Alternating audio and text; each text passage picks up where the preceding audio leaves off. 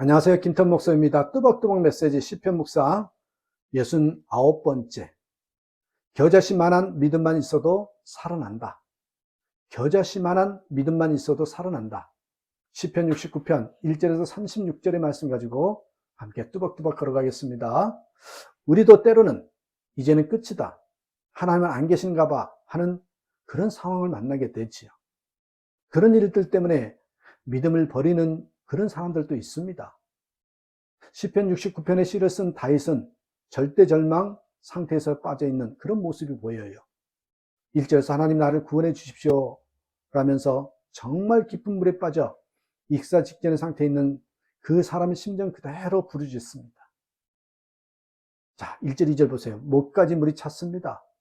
발 붙일 곳이 없는 깊고 깊은 수렁에 빠졌습니다. 물속 깊은 곳으로 빠져들어갔으니 큰 물결이 나를 휩쓸어 갑니다. 얼마나 힘들고 괴롭으면 이렇게 부르짖었겠습니까? 3절, 목이 타도록 부르짖다가 이 몸은 지쳤습니다. 눈이 빠지도록 나는 나의 하나님을 기다렸습니다. 4절, 5절에 보면 다윗 주변에는 다윗을 미워하고 죽이는 이들로 가득하다고. 또 6절부터 7절에 보면 부모, 형제, 친척, 친구들과의 관계도 끊어져 버립니다. 9절에서 12절에서는 주님을 향한 열정 때문에 오히려 모욕을 당하고 조롱을 받는다고 하지요. 20절, 21절을 보면 사람들에게 완전히 버림을 받습니다. 너무나 마음이 무거운 구절입니다. 여러분은 이런 상황에서 믿음을 지킬 수 있을까요? 시편 69편은 절대절망의 형편을 말하고 있지만 가만히 들여다보면 곳곳에서 여전히 믿음이 살아있음을 볼 수 있습니다. 13절에서 18절에서는 하나님께 구원을 갈망하면서 기도하죠. 30절에서 36절까지 보면 그 절대절망의 상황에서도 찬양하는 장면이 나와요. 30절 보세요. 그때 나는 노래를 지어 하나님 이름을 찬양하련다. 감사의 노래로 그의 위대하심을 알리련다. 31절.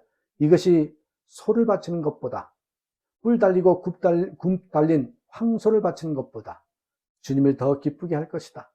34절. 하늘아 땅아 주님을 찬양하여라. 바다와 그 속에 살고 있는 모든 생물아 주님을 찬양하여라. 여러분, 놀라운 일이 아닐 수 없습니다. 절망 중에도 회개, 기도, 찬양이 있는 것입니다. 다윗 안에 여전히 생명의 믿음이 역사하고 있는 것입니다.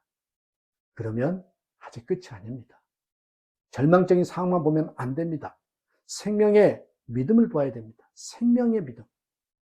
요한계시록 3장 1절에서 6절에 보면 성령께서 4대 교회에 대하여 살았다 하는 이름을 가졌으나 실상은 죽은 자라고 선언하셨습니다.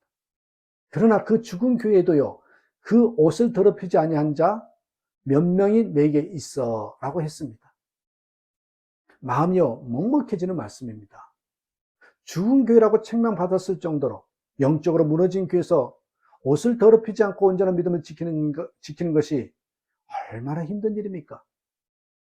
그러나 아무리 교회가 죽었어 예수님이 떠났어 하더라도 그 중에서도요 산 신자가 있을 수 있다는 말입니다.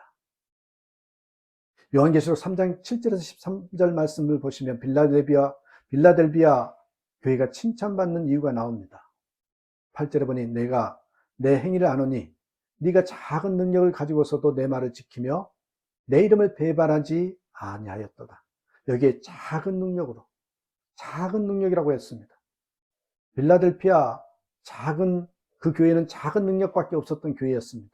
그러나 주님의 말씀을 지켰고 주님의 이름을 배반하지 않았답니다.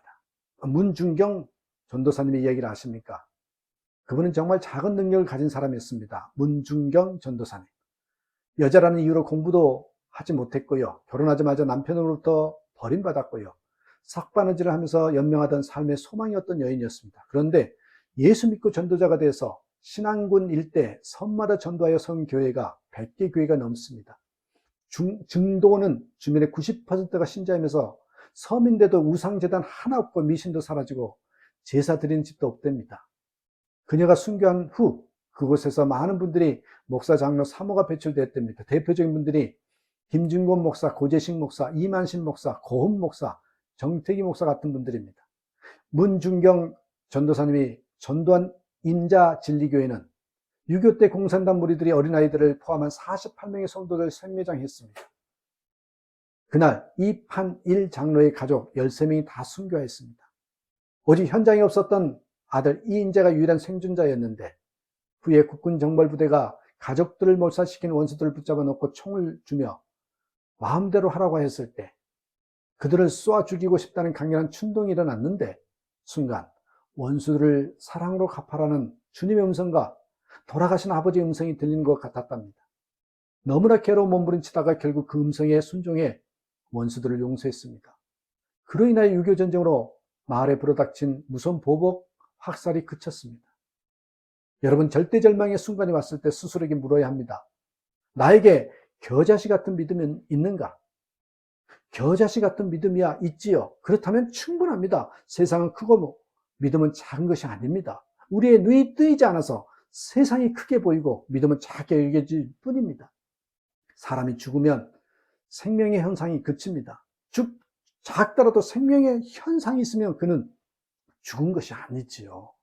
아무리 큰 금덩어리라도 땅에 묻히면 아무 변화가 없잖아요. 그러나 꽃씨는 보잘것없어 보이지만 땅에 묻으면 생명의 기적이 일어납니다. 생명이 있는 믿음을 품으면 반드시 생명의 역사가 일어납니다. 요셉 보십시오. 그의 형편은 정말 절망이었습니다. 종으로 팔려갖고 억울하게 죄수로 감옥에 들어갔습니다. 그러나 놀라운 것은 하나님이 함께 하신다는 것이 믿어지는 것입니다. 그래서 그는 종사를 하면서도 얼굴이 달랐고 열심히 일했습니다. 하나님이 함께 하시니 그렇게 사라지는 것입니다. 주인 보디발의 아내가 유혹할 때 그는 단호히 거부하고 도망쳐 나왔습니다. 하나님이 보시는 것이 믿어지니 죄를 지을 수 없었습니다. 그래서 요셉은 위대한 삶을 살 수 있었던 것입니다. 주님이 아시면 충분하다. 그 확신을 가져야 됩니다. 주님이 아시면 충분하다. 19절에 주님은 내가 받은 모욕을 잘 알고 계십니다. 내가 받는 수치와 조롱도 잘 알고 계십니다. 나를 괴롭히는 대적자들이 누구인지도 주님은 다 알고 계십니다. 여러분 22절에서 29절까지 다윗은 원수들을 벌해 주시기를 갈망하면서 저주 같은 기도를 하죠. 22절 차려놓은 자칫상에 걸려 넘어지게 하소서. 눈이 어두워져서 못 보게 해주소서. 등이 영원히 굽게 해주소서. 그들의 집이 폐허가 되게 하소서. 그들이 저지른 재앙마다 빠짐없이 벌해 주소서. 그들을 생명의 책에서 지워버리소서. 유치해 보이는 기도이지만 이렇게라도 기도할 수 있다면 아직 살아있는 겁니다.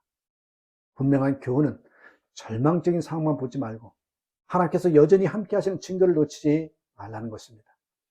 여러분 절망적인 형편에 있습니까? 먼저 마음속에 정말 성령님의 역사가 사라졌는지를 확인하시기 바랍니다. 그 다음에 절망해도 늦지 않습니다. 겨자씨 같은 믿음도 없는지 확인하시길 바랍니다. 그렇다면 절망하십시오. 여전히 성령께서 역사하심이 분명하다면 아직 끝은 아닙니다. 겨자씨 같은 믿음이 있다면 기적이 시작되고 있음을 믿으시기 바랍니다. 산도 옮길 수 있습니다.